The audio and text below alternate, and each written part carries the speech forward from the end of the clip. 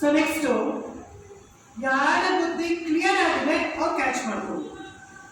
ಕರೆಕ್ಟಾ? ನೆಕ್ಸ್ಟ್ ಪವಿತ್ರತೆ ಇಲ್ಲದೆ ಬಾಬನ್ ಟಚಿಂಗ್ ಕೂಡ ಆಗೋದಿಲ್ಲ. ನೆಕ್ಸ್ಟ್ ತ್ಯಾಗಿ, ತಪಸ್ವಿ, ವೈರಾಗಿ ಆಗಿರಬೇಕು. ಇಷ್ಟೊತ್ತು ನೀವು ಅದರ ಮುಂಚೆ ಕೇಳಿದ್ದು ಪಾರ್ಟ್ ಎ ಬಂದು ನಾನು ಕೊಡ್ಬೇಕಾದ್ರೆ,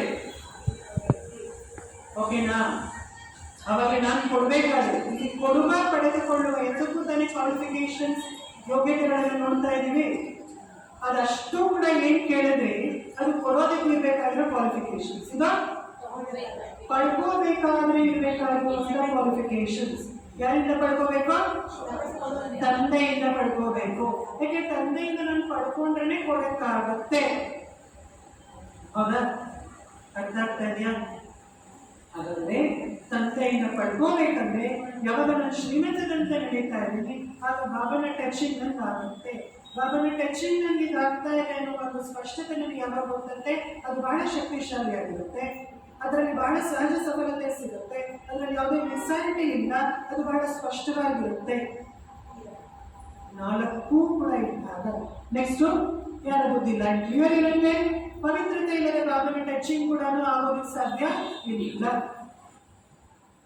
ಸುಮ್ಮನೆ ಹೇಳ್ಬಿಡ್ಬೋದು ನಾವು, ನಮ್ಮ ಕಡೆ ಕೂತ್ಕೊಂಡ್ರೆ ಬಾಬನ ಕನೆಕ್ಟ್ ಮಾಡಿದ್ರೆ ಬಾಬನ ಟಚ್ ಮಾಡಿದ್ರೆ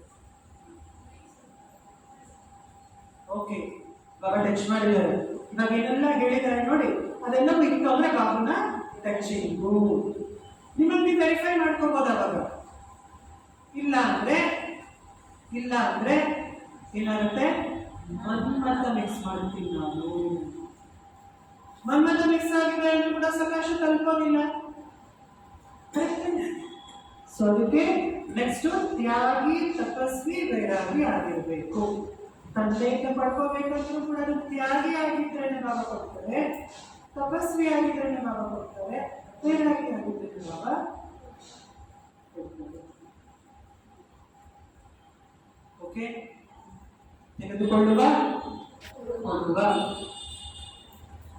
ಯೋಗ್ಯತೆಗಳು ಮತ್ತು ಅದರ ಅವಶ್ಯಕತೆಗಳು.